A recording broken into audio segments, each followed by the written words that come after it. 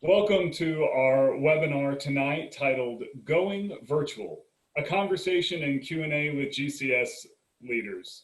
I'm one of your hosts for tonight. My name is Reverend Dr. Joe Blosser. I'm the Culp Director of Service Learning at High Point University and a professor of religion and philosophy there.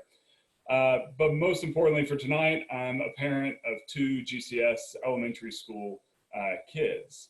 Several years ago, I started working with some volunteers in the High Point community, and over the last couple of years, in collaboration with the High Point Community Foundation and Business High Point, we put together a group called the High Point Schools Partnership. This volunteer-led group is now a task force of the Guilford Educational Alliance. And like GEA, the High Point Schools Partnership is really here to try to partner with and uplift the great schools that we have here in the city of High Point. And so tonight's forum really grows out of questions that many parents around our community have had as we're struggling to figure out what are the best options for our kids for the fall. And to help us get some clarity on it tonight, we have some great leaders here with Guilford County Schools to help answer some of those questions. Helping me to moderate tonight is Mr. Tommy Walls. Tommy, you want to introduce yourself? Yes, hello everyone. Good evening. My name is Tommy Walls. I am the Executive Director for Communities in Schools of High Point, and also a proud of our organization of the United Way and a fellow partner for the High Point School Partnerships. Thank you, Tommy. And I want to say a special thanks to Brian Norris and Amber Williamson with Business High Point, who are helping with our technology tonight. And for Don Spencer with the High Point Schools Partnership, who really helped organize a lot of the logistics around the evening. Tonight's webinar is going to be broadcast here, of course, on Zoom, but also live on Facebook Live through the Business High Point site, and also recorded and put on GCS TV at a later date. So we're honored to have the Chief Academic Officer and Interim Chief Innovation Officer of Guilford County Schools with us tonight. They have been working hard with the GCS staff for months to do what's best for our kids and our families, and indeed our whole community. And I'm so grateful for the endless hours that these two, along with many other staff in Guilford County Schools, have spent working away, trying to think about how we can best do school this fall. So I'm going to ask Dr. Oakley to start, and then Dr. Chileas, if you would both introduce yourselves and say a little bit about what your role has been during this time of transition here with Guilford County Schools. Well, Joe, I will say before we get started on that, if you have any questions, please be sure to put it down in the Q&A section if you have any questions throughout the conversation. Yes, and so we're going to start tonight with some questions that have already been emailed in to Business High Point or to the High Point Schools Partnership, Communities in Schools, or GEA. We'll start with some of those questions, and I'll be leading that portion of the questions, and then Tommy will be monitoring the chat and the Q&A, and if you'll put your questions in the Q&A, Tommy will make sure that we get to those in just a little bit. So. Thank you, Tommy, for that reminder. And with no further ado, Dr. Oakley. Good evening. Thank you so much for having us this evening. We're happy to share updates and hopefully provide some clarification. My role in Guilford County Schools as the Chief Academic Officer during this time and prior to this time has been to make sure that all schools have access to and all students have access to high quality teaching and learning so that they're ready to graduate college and career ready. And we're facing a time like never before. Our superintendent reminds us frequently that in March we turned 385 years of public education upside down in the matter of about 10 days. And that was only a few months ago. And so we greatly appreciate the opportunity to be with you this evening. I also come as a parent of a rising kindergartner and a rising third grader. So have some perspective from that lens as well. So I'm happy to be here with you and hopefully to provide some answers to questions that you have. Dr. Chileas? Thank you. I echo the same sentiments as Dr. Oakley. Thank you for having us and having an opportunity just to share. I am the interim Chief Innovation Officer. I joined GCS in October of 2019 as the Executive Director for Career and Technical Education, where I was able to implement some innovative and customized instructional programs throughout grades 6 through 12 that are directly aligned with job projection data for high skill, high wage, or in-demand industries. In the current role, I've had the wonderful opportunity to work with a dynamic team of leaders in GCS to really think through the process of implementing virtual schools. So we'll talk more about virtual schools, but that has been the bulk of the work thus far. Great. Thank you both. And Dr. Oakley, I didn't realize we both have rising kindergartners and rising third graders. My head is definitely thinking about those two grades for sure. So there were a lot of changes, important changes that happened just yesterday at the Board of Education meeting. I wonder if you all might update us briefly on just some of those changes that happened in case people may not have seen the news today about new start dates and remote learning timelines and that sort of thing. Absolutely. So along with our superintendent and our Board of Education, we've been closely monitoring public health stats and any orders issued by the governor. We do know that on July 14th, Governor Cooper announced that schools could choose to operate under Plan B, which was some students in school following social distancing requirements, or a more restrictive Plan C, where districts would begin with remote learning. We've seen lots of our neighboring districts kind of take 2 steps forward and 3 steps back. So they announced a plan and then have since changed the plan, which is even more confusing, I think, for people to understand. Last night, our Board of Education voted in favor of extending remote learning through the first 9 weeks of school, making the first face-to-face day of instruction, if public health indicators say that that's what we should do, October the 20th. So that's the first full 9 weeks of school being remote. We all want kids in school, but we want to make sure that we're serving as many students as we can for the greatest amount of time while keeping our staff and students healthy and safe. And so our board voted in favor of beginning remotely. Another change that happened because of that last night was we put some dates out in front of our board to consider additional action items that we know the public are anxious to hear. One of which being that they would have a work session on September 8th to think about exactly what that Plan B would look like. Who would come on which days? What are the logistics of reentry? How does transportation work? What do bell schedules look like? And so we put that date out there as well. We also, given that date, extended the registration deadline for our virtual academy programs in schools through September 15th, because we wouldn't want parents to have to decide now whether they want to register for that virtual academy experience when they don't know what all the options are on the table. So those were the main things that we discussed last night. That's really helpful. Thank you. So I want to make sure that I'm getting my language right. So you have been talking about remote learning, which I think is associated to one's home school that you would have traditionally gone to. And then there's virtual learning, which is with the new virtual academies. Can you talk through, like, what's the difference between remote learning versus virtual learning at a virtual academy? Sure. So I'll start and then Dr. Chillis can fill in for sure. When we think about remote learning, it would be what will happen for the first 9 weeks in our traditional neighborhood school programs and in our magnet school programs.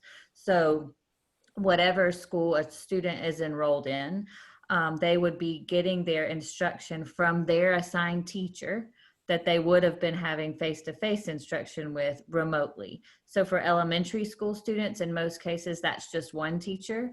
And middle and high schools, that's, they're switching classes and have more than one teacher in most cases. So that remote learning is regular school through the neighborhood or magnet school, wherever students were assigned to attend.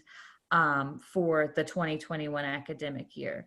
For our e-learning schools and e-learning academies for K-5 and 6-8 students, that's a separate school number. So that's a new school.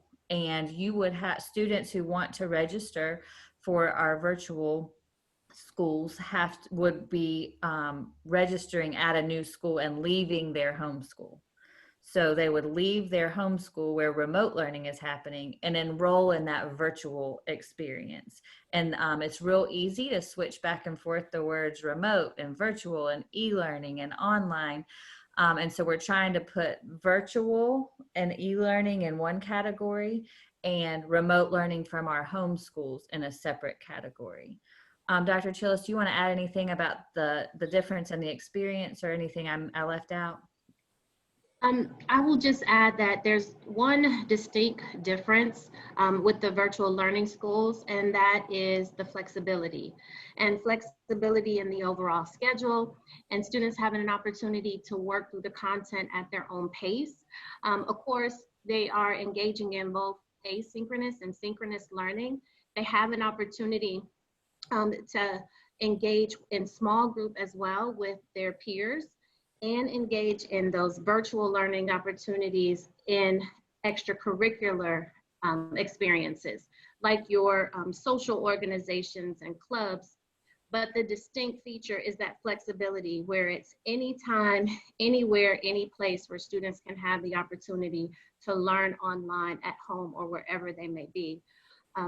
We know that there's 2.7 million students across 30 states that are now enrolled in some form of online learning, and several countries have already put their entire K-12 curriculum online. So it is a natural approach for us in Guilford County to offer 2 e-learning schools, an academy and a prep for grades K through 8. Okay. So we have 2 questions come in that are about making the choices between the 2 and timelines. And I think one of those questions is, if I sign up for the virtual academy, but then my homeschool reopens in October, can I get my kid back into the homeschool? And this question, I think, actually came from a teacher who was like, well, if my homeschool reopens, I have to be there teaching. But I think other people may have that question. Can you move from virtual to homeschool? And then the flip side of that was, if you're doing remote learning and you're now going, the health data generally looks good, and so schools are going to go back to face-to-face, but maybe a family feels like they're just not ready to send their kid face-to-face, can they get into the virtual academy after that September 15th date? Go ahead. Do you want to start? So I'll start and then toss it to Dr. Oakley. So we have asked our families to really consider if this is the choice for their learners. And if it is the choice, then you have to have the necessary discipline and commitment to be in an online learning environment, which is very much self-paced and has all of the flexibility that's needed. We also know that it's disruptive to education and to the student and to our school buildings when we have students who are enrolling in and out throughout a semester or a school year. So right now, students, if they find that this is just not for them, then they can transfer out at the end of a semester or the end of a school year. Dr. Oakley, did you want to add to that? I would just add that, our superintendent is very open and willing to give things a second look or an extension like we saw last night, especially as public health guidance changes. But if we allow back and forth all the time between 2 platforms, we can't staff either the homeschool or the virtual school appropriately. So we have to have some kind of a line in the sand so that we know that we're staffed to serve the needs of the students who do want to enroll. So for now, we're talking about September 15th, which gives families a week after the board thinks about the reentry scenario. So they have all the cards on the table, understanding that if public health guidance changes, if governor's executive order changes, our superintendent is reasonable, transparent, and wants to make sure families are served. But we also can't have this back and forth all year long and expect to be able to meet staffing needs or the needs of the students who are in those learning platforms. Also important here to point out that students who are in a magnet seat, their magnet seat will be held for 1 year if they choose to enroll in the virtual academy. We have many, many, many magnet options in Guilford, and people hold those very dear to their heart. And so making sure that that seat is held for the year should they want to go back and assume their magnet seat. We won't be giving it away during the 2021 school year. Okay. Now, we've had a couple of questions from parents that were anxious about, if they are at the virtual academy or they're doing remote learning and they don't sign on for several days, do they need to be worried about truancy officers or DSS or somebody showing up at their house if they haven't logged on? So I think regardless of whether you're doing remote learning for your homeschool or through the virtual academy option, this is a little different than it was in March, right? Like this is school now. And so we do plan to monitor attendance, and we do plan to make sure that we know who we've heard from. And we do have counselors and social workers who, we're not sending officers out, but we are going to make sure that students who are enrolled in Guilford County schools are having access to teaching and learning, because that's our job. And so we do plan to monitor attendance and plan to follow up with families and students if we go and we don't hear from them for a while. But we would do that in face-to-face school too. So I don't think that looks any different in this circumstance. So a couple of questions just about homeschool and remote learning. We had a couple of folks that asked questions about, if we go back face-to-face after October 20th and say because of where a parent works, the family has to quarantine. Are there going to be online ways for those kids to continue to stay up with their school, with their classmates for the 14 days that they may need to be out of the classroom? Or if the whole class has to go into quarantine, will they go into remote learning? What would that kind of look like? Yeah, we're going to have to be prepared to pivot at a classroom level, at a school level, and at an individual student level, I think all year long. I think we just have to be realistic about that. I think if it's an individual student, it would kind of be like makeup lessons, makeup work, much like in a face-to-face environment, but it would be provided remotely. What we cannot do is offer a full remote learning option at all 125 of our schools. So we're just not staffed to be able to ask teachers to do both face-to-face and remote all year for two separate groups of kids. We didn't receive any additional funding for staffing when the pandemic hit.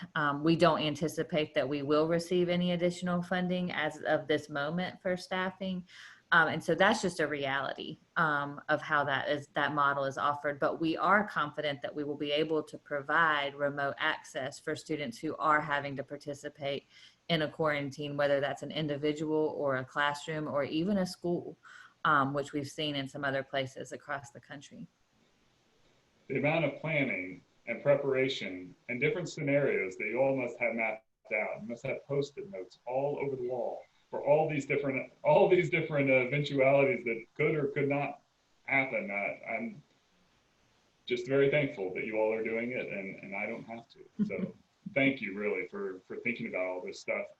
Most of the rest of our questions are really about e-learning and virtual academies. I think that's the bulk of the questions that we were getting from parents. I think they're really seriously considering this option and trying to wrap their heads around it. And I think one of the big questions that we got is basically walk me through a day, a week of e-learning. The Q&A online says between 3 and 6 hours of instruction a day with a rising kindergartner.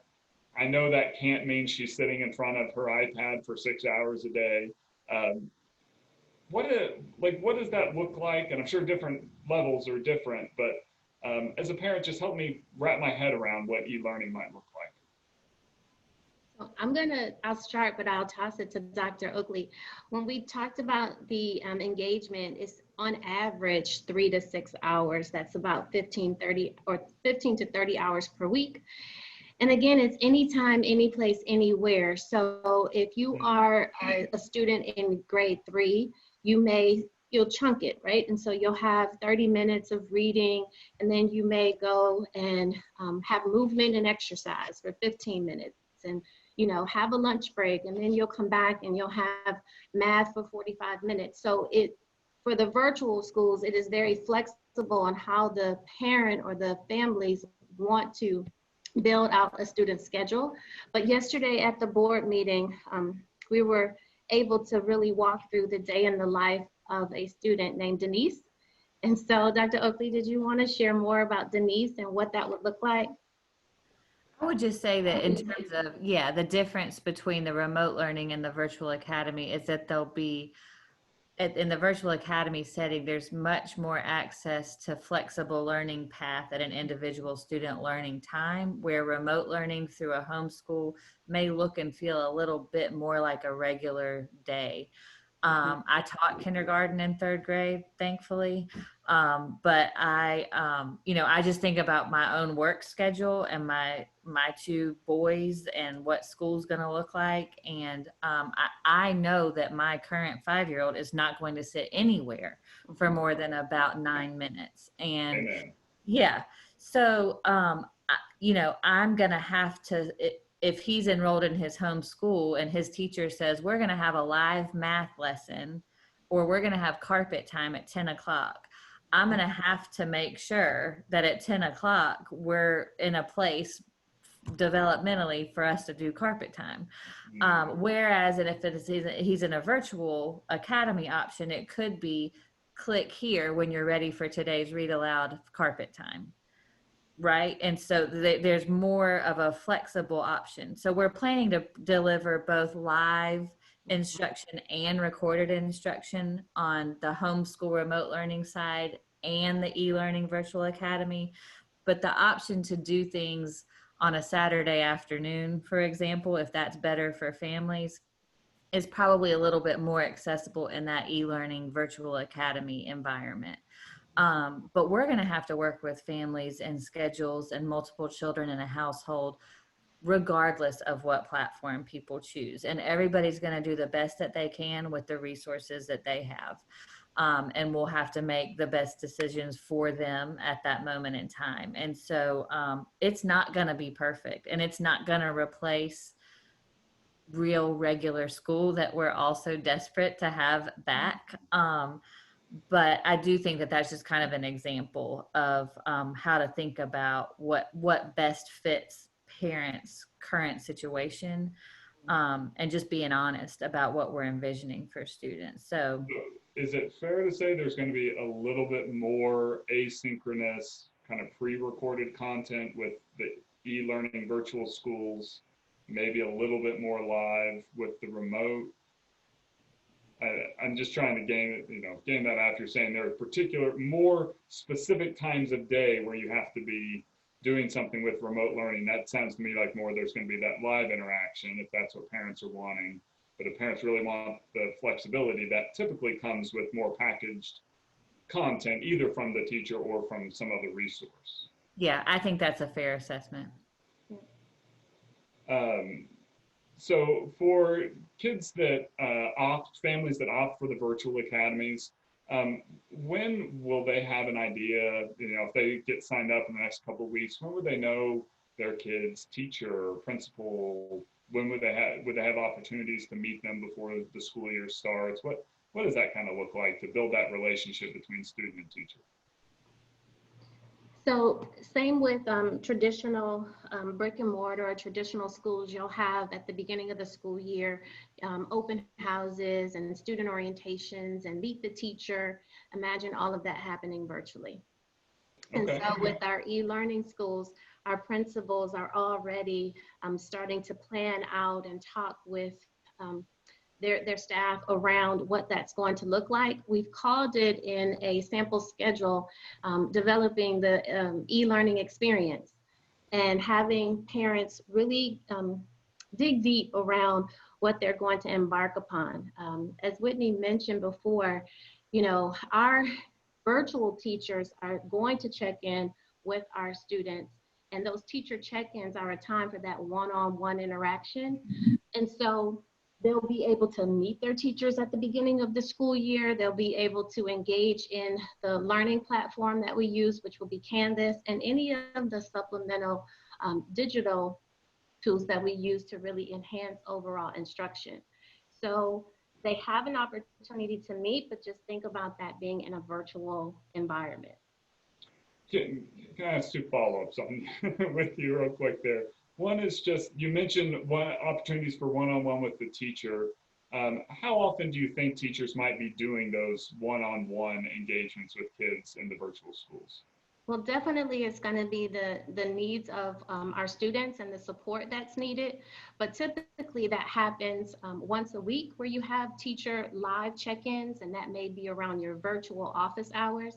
But because your virtual teacher gets to see every single day how the child is progressing, you have an opportunity to have those check-ins whenever. And that's various means and multiple means of communication. So not only is it email, but it could be text, it could be chat, it can be through an app, but it can also be going on to the learning platform and having those one-on-one conversations and ensuring that our parents are a part of the conversation as well. For our virtual schools, we're calling our parents our e-learning coaches. And so we've developed some I will statements for our parents so that they can be engaged. Part of the virtual learning experience is about creating a virtual professional learning community and building that community where you don't feel disconnected and you can feel connected through whatever device or means that you're using to build relationship. And contrary to belief, learning online really does build a very strong community. So not only are students within Guilford County or within our community, but really across the world. So we're really excited about those opportunities, especially for the first few weeks of school, to develop our culture and the overall experience. Yeah, having taught online a couple of times myself at High Point University, I know we can use a lot of tools online to build a sense of community and camaraderie among the students and the teachers in those classes. I appreciate that. How large of the class sizes do you think those e-learning academies will have? And I assume kind of like tonight where we're all up on the Zoom, are there going to be opportunities for the kids to get to know each other in their class? Absolutely. Our enrollment is growing every single day. So we'll be better to, we'll have more time to really talk about what the teacher caseload will look like and what the student to teacher ratio will look like as well. But as our numbers increase every day with our parents and families wanting this option, we're constantly adjusting and trying to accommodate and make sure that we have all the appropriate needs in place. Okay. So one of the big questions that we got from a lot of parents is specials. So are the virtual academies going to have specials? And if so, what kind of specials? Like, you know, my kids are at Northwood Elementary. They're learning Chinese. I'm not, you know, will the virtual academy have Chinese so my kids can continue to learn Chinese? PE, like languages, art, what's the special situation look like? So that is a yes. Just as with the traditional school, there's specials. There will be specials with the virtual schools. We actually had a very long, in-depth conversation of what that would look like, the type of supports, how we innovate that learning online. Our principals of our K-5 and our 6 and 8 e-learning schools are now determining what courses and specials they want to offer. So they'll be able to, in the next few weeks or so, be able to share that online on their website. So we're also building out their website so that we can put all this information online. But as you think of what is offered at the traditional, it's offered in the virtual environment as well. The thing that we really have to consider, because we want to offer as many electives, or just say career and technology courses in grades 6, 8, we have to abbreviate some of them because we can't offer them all. But we want to offer those that really align to the necessary skills that students need to be prepared as they matriculate from middle school going into high school, and also having skills that is reflective of business and industry as well. And so one elective that we know that we will offer throughout would be coding. We know that coding is a language, is part of reading, writing, speaking, and just a part of literacy. So we will make sure that that's embedded, but it's not a standalone or something special. It's woven into the entire curriculum. And I would just add to that, Dr. Boxer. So there will be a menu, like there will be a wheel of specials, but it won't be Chinese and Spanish and French and German. So like there will be we can't replicate all of the magnet programs in the virtual academy. So I just want to manage expectations a little bit, because Northwood's the only school that's offering Chinese right now, and they'll probably still be the only school that's offering it when we enter remote learning. So I just want to also be transparent that we're going to offer a full range, including physical activity and arts and music programming, but we won't be able to encompass what every single school is able to do right now. No, that's all right. As a parent coach, I think I'd struggle to coach them through Chinese. Yeah, me too. May stick to specials where I can actually be a bit more helpful. Similar to this in some ways is a lot of parents are asking about AG. Their kids are in gifted programs. Are there going to be options in the virtual schools to continue gifted learning? And kind of, I guess, among grade levels that may differ, but can you speak to AG as well as in the high school level, AP, IB, that sort of thing? Yeah, I can. So students who are identified as gifted are entitled to that service, just like a student who may have a speech plan is entitled to speech services. And so those services are required to be provided by law, regardless of the school in which a student is enrolled.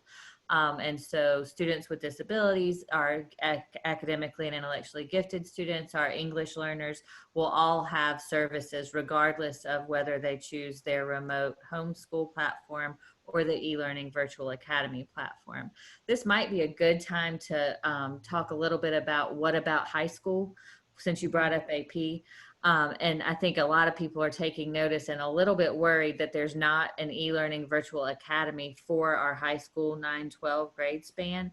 And the reasoning for that is most of our high schools already offer a full menu of online course options. And so it didn't make sense to have a whole separate school code with a school number when we have this course offering already at our high schools. And so AP courses will be offered through both the virtual academy and in remote learning. If students registered for an AP course, they should plan on taking the AP course.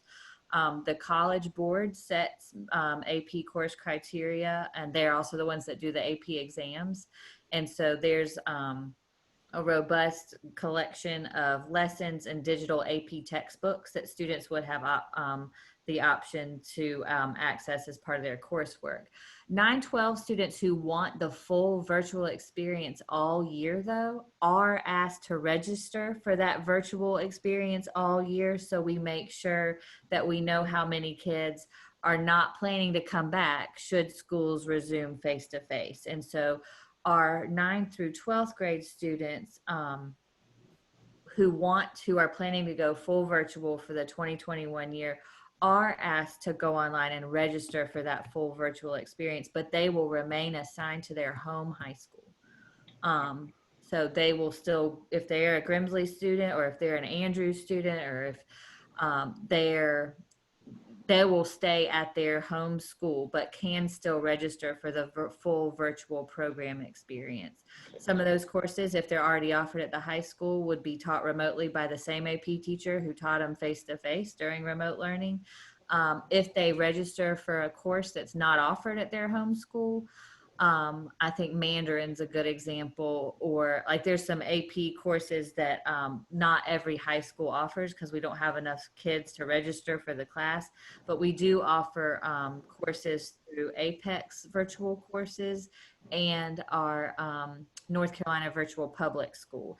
And if that's the case, they would have an assigned instructor that doesn't teach at their home school. So that is more of a contracted instructor situation for high school kids who register for a course that is not offered at their home high school.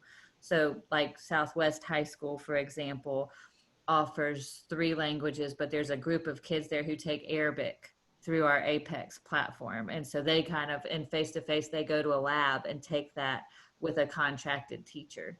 And so that's another complicated layer. But the short answer is they have access to AP courses regardless of if they choose remote learning or if they register for that full virtual experience. Great.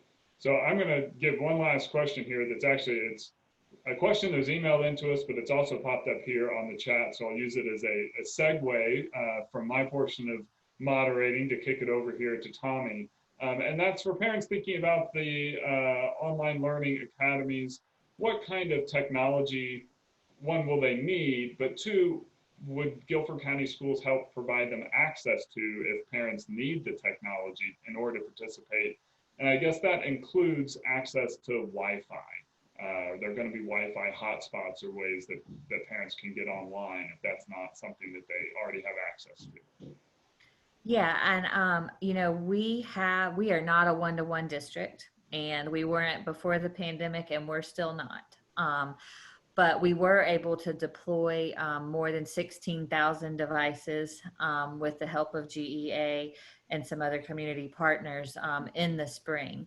Since then, we have put out an RFP to acquire some additional devices to kind of try to build our device inventory, so to speak. And we do ask that students who enroll in the full virtual academy, do they have the technology? And if not, we'll work with them on a case-by-case basis to, as we can, provide them devices.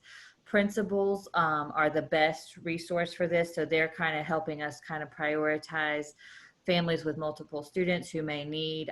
We don't have one for everyone yet. There's also a 120-day delay across the nation on the shipment of technology because the whole world is ordering laptops right now. And so we're in the ongoing process of acquiring devices, and we'll deploy those to students. In terms of connectivity, our superintendent has reminded us a lot of times that we're fighting a really big fight in the world of public education, and internet access is something that we can't take on by ourselves. And so there has been another RFP, I think, issued in conjunction with a few local universities and the city of Greensboro. I'm not sure if High Point is on that or not, but trying to think about how we can extend internet connectivity as a public commodity in the same way that electricity is. In 2020, this shouldn't be something that kids don't all have access to. So in the meantime, we have 125 buses that are hotspots, and we're trying to prioritize public housing as places where we would deploy mobile connectivity to ensure that students have access to the fullest extent possible. This is also where we're trying to leverage our faith partnerships, who some have said, you know, we have a building with connectivity, we could hold learning centers if kids need support. And so we're trying to work with community partners to help us ensure that as many students as we can, we provide devices and connectivity, knowing that it's a reality here. Thank you. Tommy, you've got a lively chat and Q&A going. Yeah, I've been keeping track here, almost like I'm in the FBI, so I've been looking back and forth. So this question is mainly about students with intellectual disabilities. The question is about how are teachers going to best monitor students with intellectual disabilities, who, considering the fact that some of the children cannot do instruction independently, and parents are unable to help them due to their behavioral needs, and really relied on some of the systems from teachers within the school district to do most of that for them. Has there been any thought around that? There has, and you know, we're unique in that we also have some public separate schools. We have regional behavior support classrooms. You know, the portfolio of options that are offered at the district level is pretty large. So a couple different things. One is that there may need to be home visits as part of students' plans, especially those who may have needs that prevent them from accessing remote instruction. The other is that families may need to work with teachers, especially if they're in a pull-out setting for most of the day, on an individual kid's schedule, right? So we may need to tailor schedules of students who have significant disabilities or behaviors, so that we're able to meet the needs of those families. It also may be that we need to provide printed materials and manipulatives and leave the computer out of it in some cases if it's not appropriate for a child's learning needs.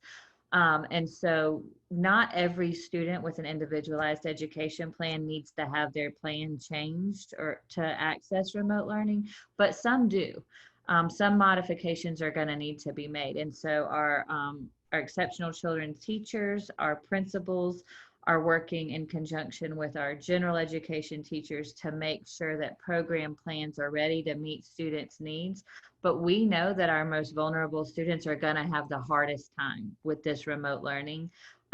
It's why our reentry plans have prioritized our youngest and most vulnerable students, and I expect that to continue as we get closer to the board session on September 8th.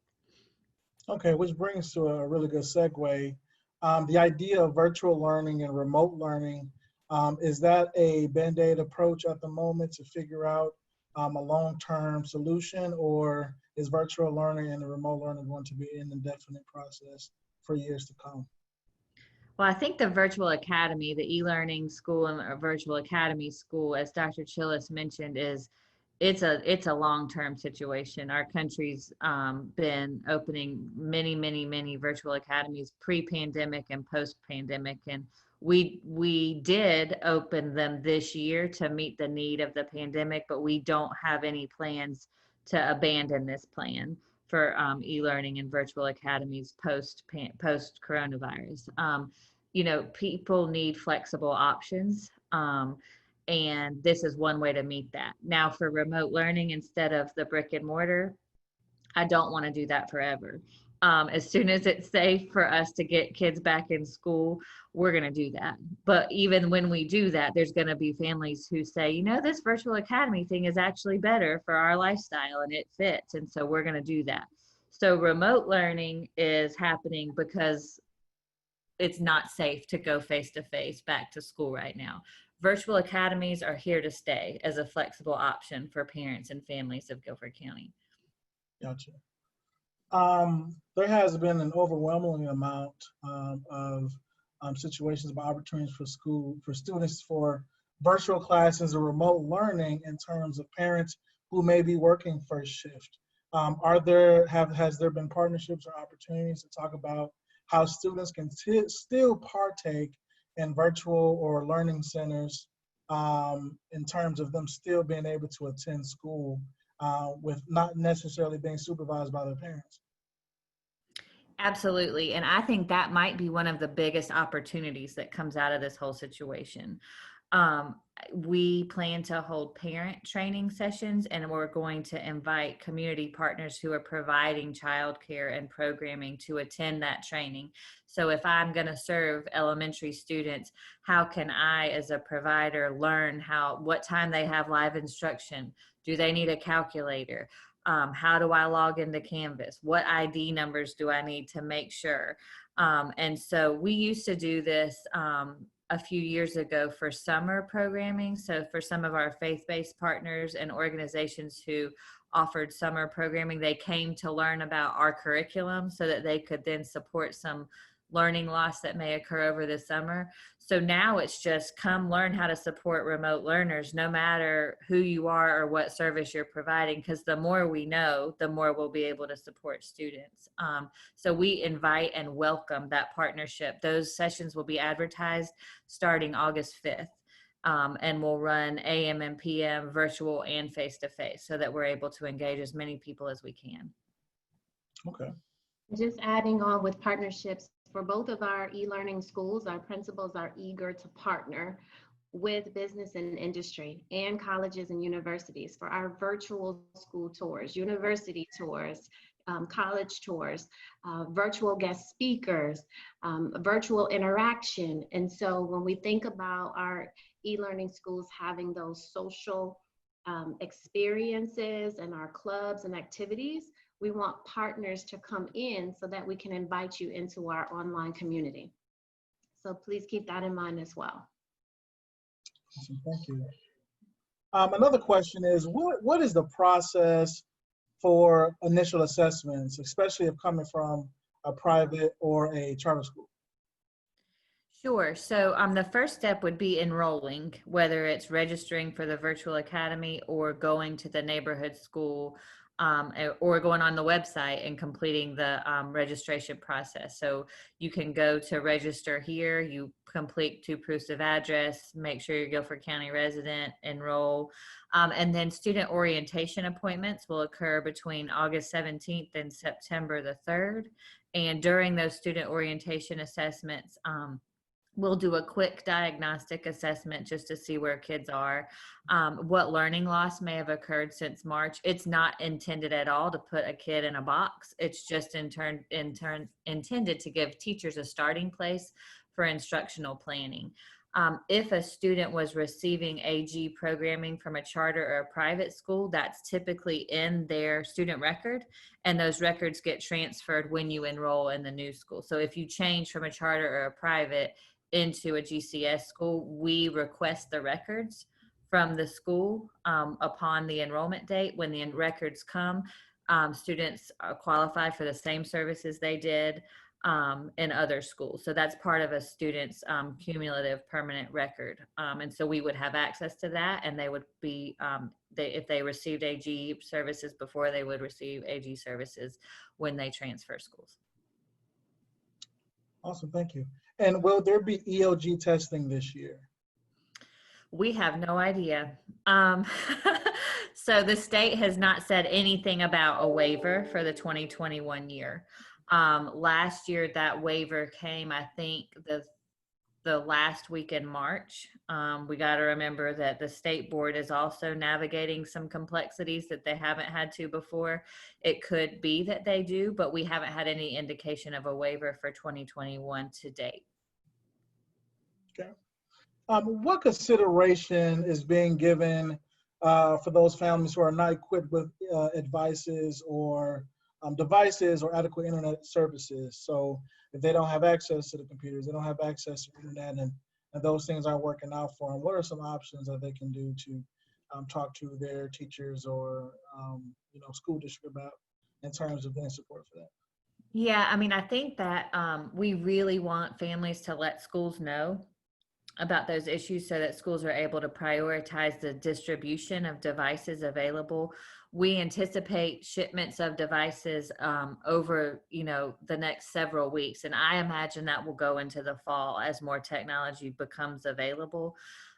We also, when we spend federal dollars, we have to bid things out, and that adds some timeline when you're ordering things. And so, that I think we'll have more technology as we move through the fall, but we need parents to tell schools what they need. It also depends, right? So people who live in more rural areas, they may need to know where's the parking lot with the best hotspot where I can drive in, download my assignments, and complete them. And so that would be a really hard question to answer accurately for the 644 square miles of the whole county, but it is something that our principals are prepared to support our families with. Okay, thank you. So do the high school students have the ability to switch in in-person learning at their home schools at the end of the semester if they want?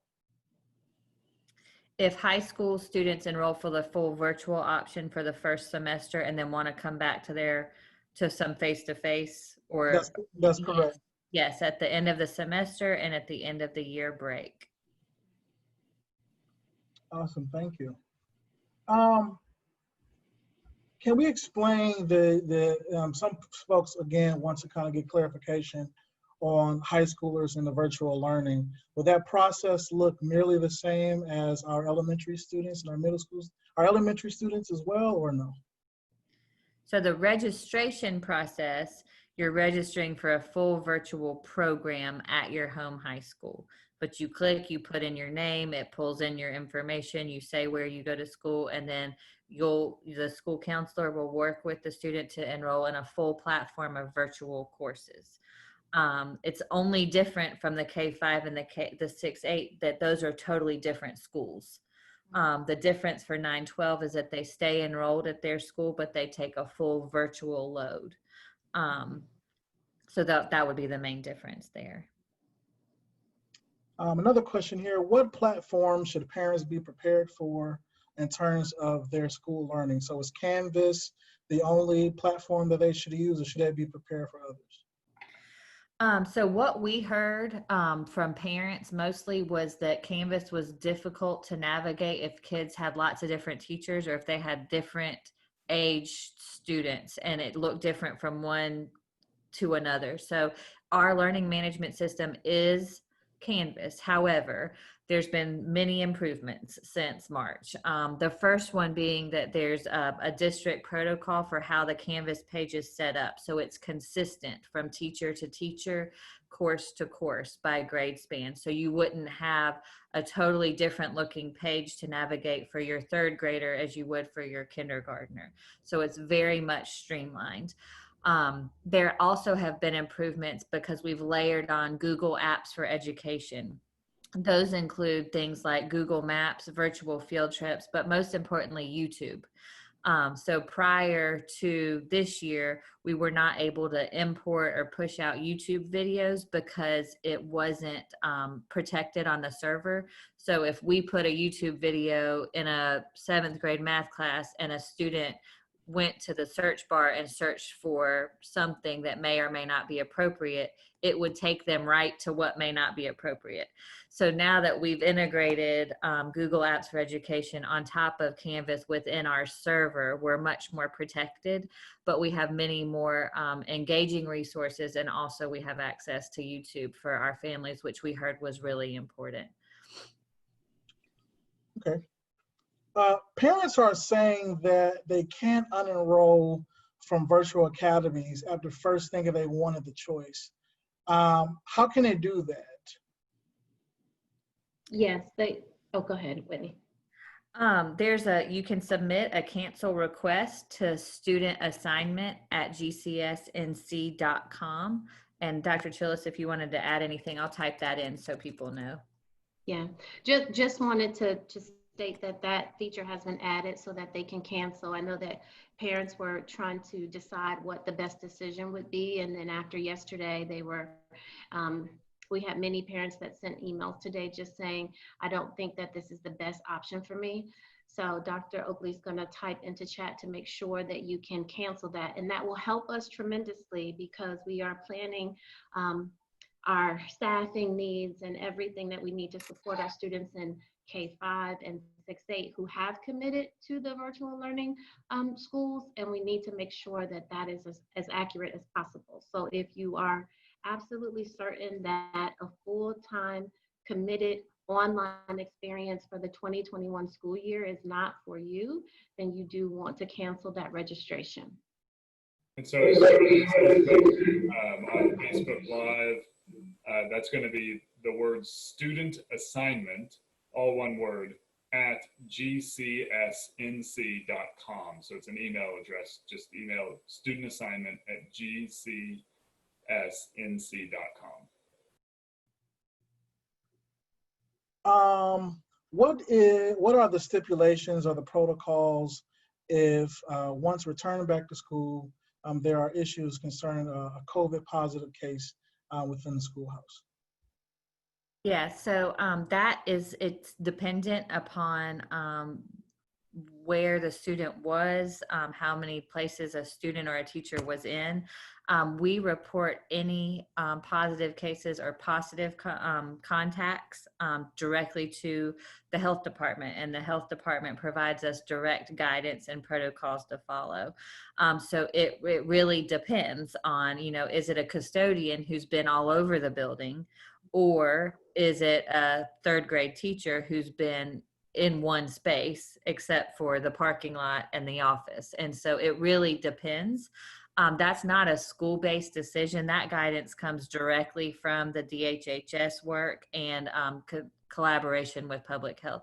There are protocols in place for confidentiality protection, of course, with students and staff members, but there are very clear protocols for what to do and who we contact, and then how we notify parents if there was possible exposure.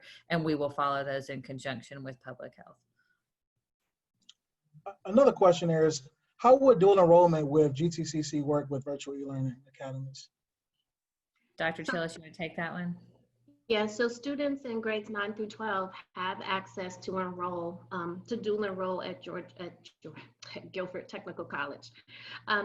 What we're doing now is students in grades 11 and 12 who have a 2.8 GPA, unweighted GPA, and also are on track to graduate, have the opportunity to enroll in GTCC.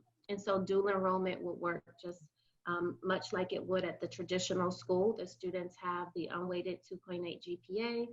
They are on track to graduate. They meet with their counselor, and their counselor assists them in going through the registration process so that they can meet all of the entry requirements. We were able to work with GTCC this year to waive student fees. And also Greensboro Transit Authority also is providing free transportation for students up until December. So we were able to make sure that students who are interested in dual enrollment in grades 11 and 12 have the opportunity to participate. Attain college credit, of course, while still in high school, go to school and end without having debt. So doing that debt-free and being able to engage in a college environment face-to-face or online, depending on how all of our colleges and universities open up, specifically GTCC. Thank you. And is there a maximum number of students allowed into the virtual academy? What if those decide to wait until September and it's full or closed? It is open enrollment. Open enrollment, it is school choice for our parents. So we're taking everyone that says that they want that as an option. So for those who've already applied, when will they know that their student has been accepted? So enrollment or registration closes September 15th. So after September 15th, we'll be able to make send out those notifications, and that will come through our student assignment office. Okay. For students in high school, for after-school athletic programs, once they resume, will the virtual learning students be able to participate if enrolled in virtual learning? Well, of course, we're following health and state guidelines right now, so we don't have a lot of information around athletics. Dr. Oakley, did you want to add anything? I know that we have not resumed athletics. Yeah, as of yesterday, they were expecting a statement to come out by the end of the week in terms of what would happen with fall athletics. You know, when you think about the virtual academy experience, most of the parents this year are choosing that because they don't feel safe sending their students to school. And so that narrative is important. It's hard to say in one moment, I'm not safe sending my student to school, but please can they come to football practice? And that, you know, it's just a reality of right now. And so we are trying to err on the side of our rising numbers in Guilford County. For this year, virtual academy students there's not a full sports program through the virtual academy for those students who are in K-5 or 6-8. Of course, our high school students are still going to be enrolled at their home high school. And so they would have access to those high school sports when those resume. Dr. Tillis, can you speak a little bit about, I'm not sure, I know that the application window is open till September 15th, but students who have already registered for virtual schools will hear before September 15th from their teachers and their principals about how to access content. It's not like school's not starting till after September. Oh, correct. Thank you. Can Yes. you just add a little clarification on that? Sorry, you all. I've literally, and that's, forgive me, I'm literally thinking, oh, school's not starting to the 15th. The application closes on the 15th, but yes, parents, families will know everything that they need to know before we start on August 17th. And so we'll have an opportunity to make sure that all families are informed and they are clear about those student orientation sessions and meet your virtual instructor and all of that. Thank you, Dr. Oakley.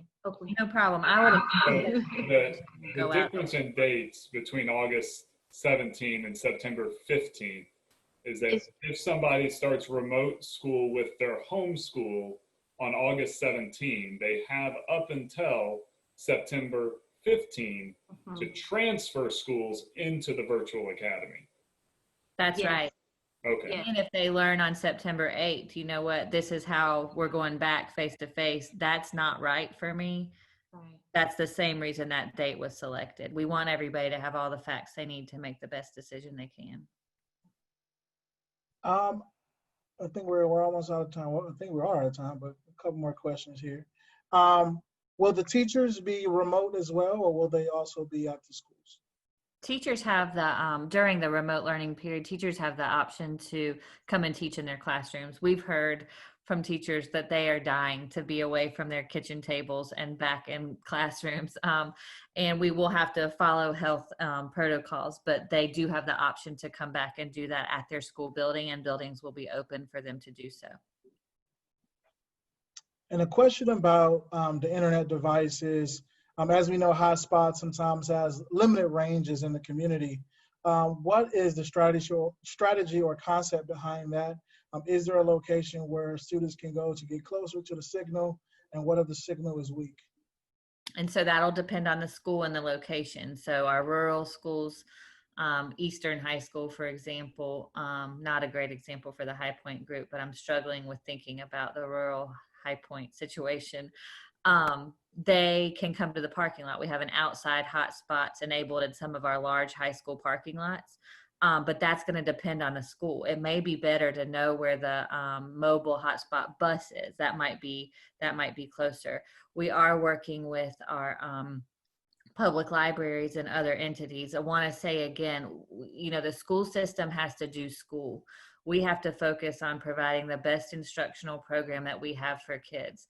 We can't take on the public health, the internet, well, you know what I mean? Like, we have to do our core business best and do it first. And we're going to work with families to the fullest extent that we can, but we're going to need our community to step up and help us with this internet connectivity issue. Tommy, I think you're muted there. Sorry. There we go. Tommy, one last question here. There we go. One last question. I'll be quiet. So just to clarify, if you decide you don't want to do remote learning, you can enroll in virtual academies. You can enroll in virtual academies through September 15th. So I'm going to give one last question here. And so this whole webinar has been put on by a collaboration of community groups, from Communities in Schools to High Point Schools Partnership and GEA and Business High Point. From the school system's perspective, what do you need community groups in the city of High Point to do to best support our kids? So if you had an ask, what is your ask to us of what we need to be doing to best support you and our kids? So I would say advocacy and alignment. So there's a lot of advocacy that needs to happen at the federal level and the state level right now. We need the HEROES Act to pass. We know that we're going to have staffing shortages. We need people to call their congressmen. We need people to speak up and to speak out. We have, there's money from Equitable Shares that's going directly away from our most vulnerable students to private schools. So I think there's advocacy that needs to happen first. The other would be within the community, the alignment. How powerful to know where all the public Wi-Fi in High Point would be, and to have that posted on a page for the city and parents in High Point to access. That's not something that the school district would be able to do, but that seems like something that Business High Point and, the chamber and could all work together to do. So I would say advocacy and alignment. and continue to reach out. Like this answers a lot of questions in a 60-minute period, and we want to make sure that myths are dispelled and that families have the information they need. So those would be the ones that I would point to.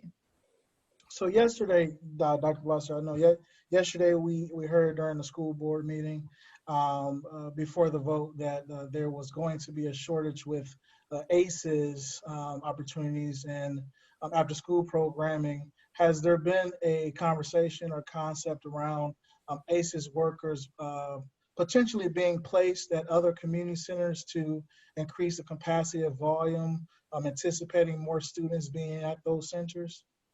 We have two people actually that are working with communities to reach out, not so much to figure out where to find positions, but where to make sure childcare access is available for families that need it.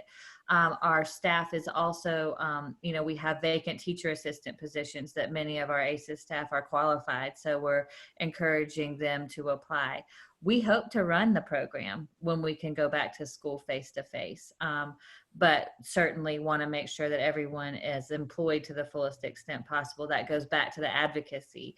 The leave that was available for public school employees when there's no work, when school's not open, expired. And so that would be another thing that we would need to revisit at the advocacy level. So I appreciate you asking that question.